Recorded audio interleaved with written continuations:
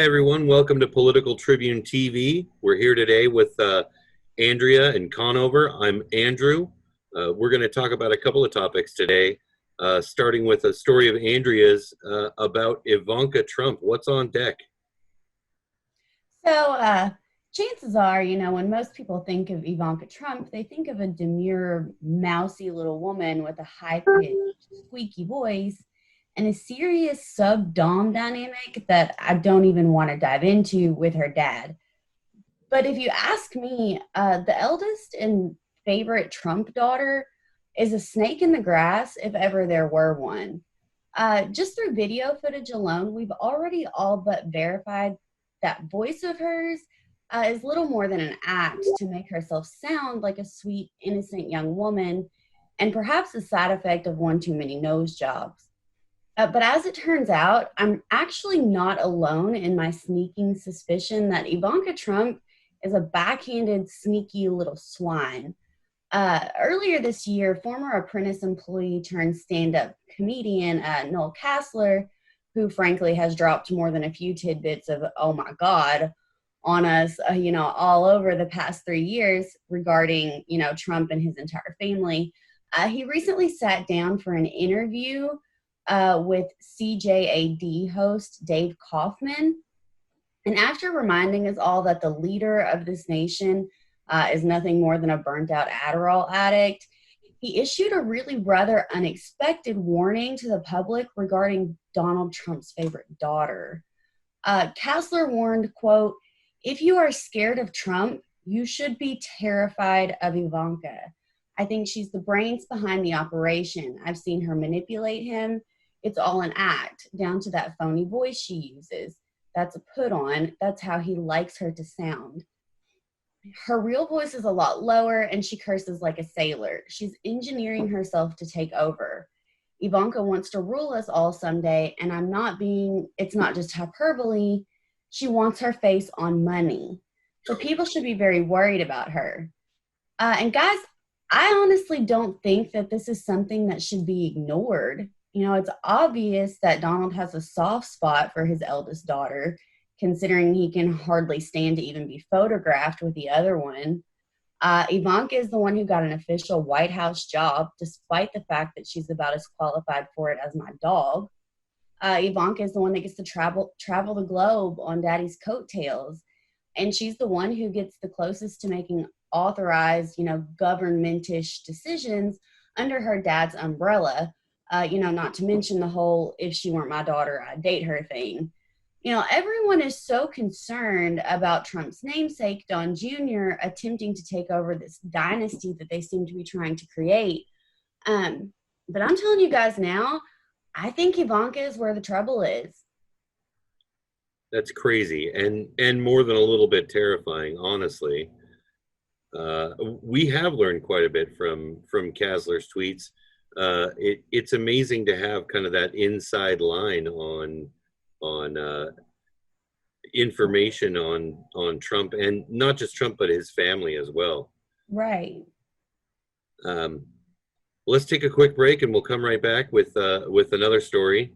So on deck for me today is a piece about something that Donald Trump said. It kind of plays on the type of stories we've done here with Noel Kasler's tweets and kind of insider information. But in this case, it's about the new book Michael Cohen has written.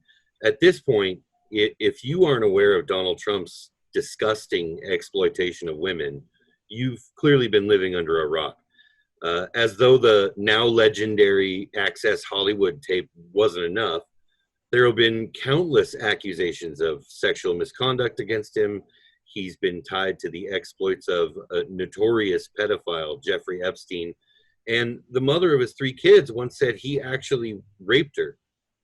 In fact, for a man as physically repulsive as Donald Trump is, a surprising amount of his public life has centered around women or girls and sex.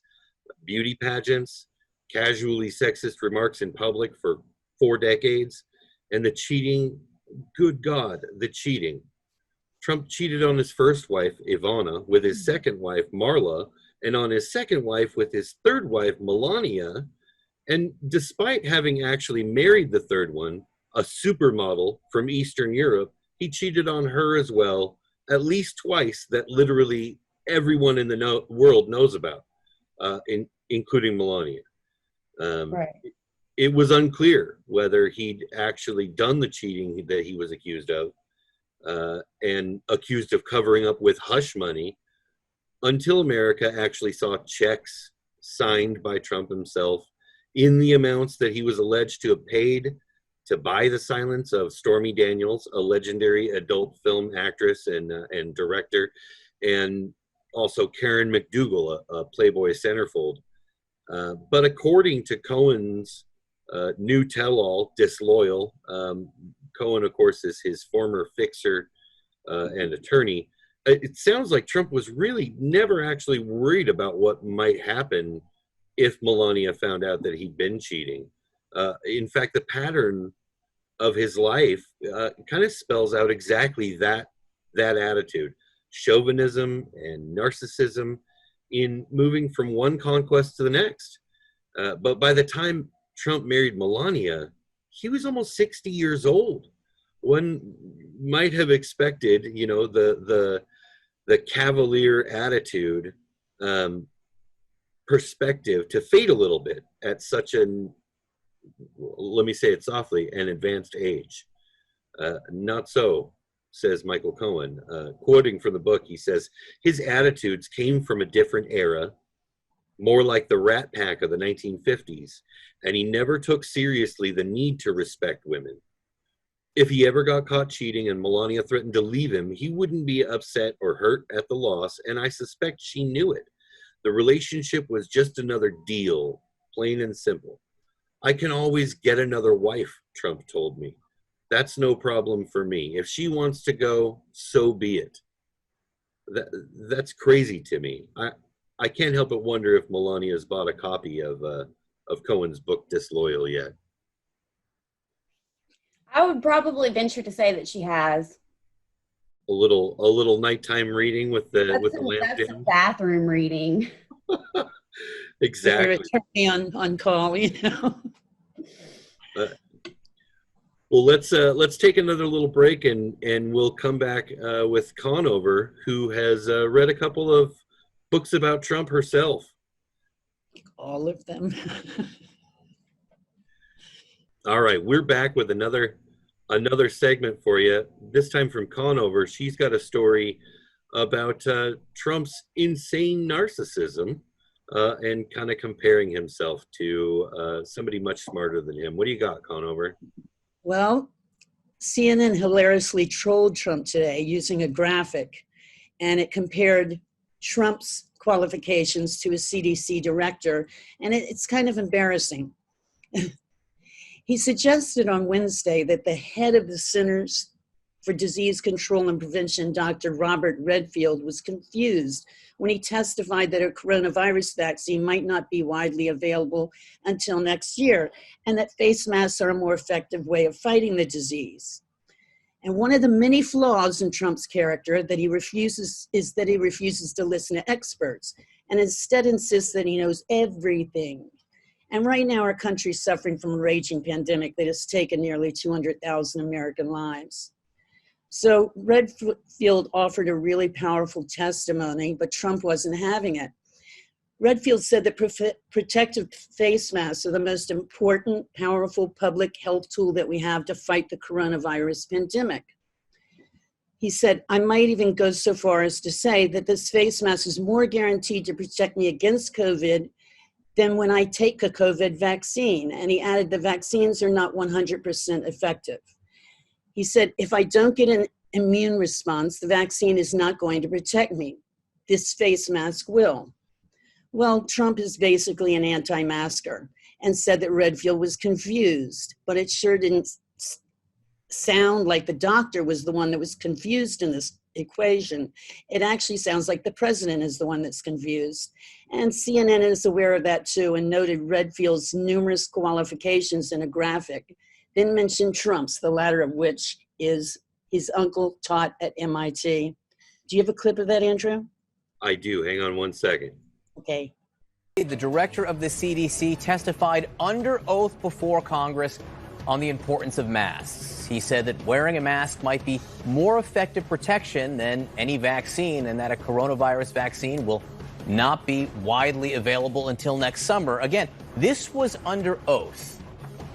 President Trump didn't like that message. And despite the evidence that what Dr. Redfield was saying is accurate and honestly completely non-controversial, the president said the director was, quote, confused.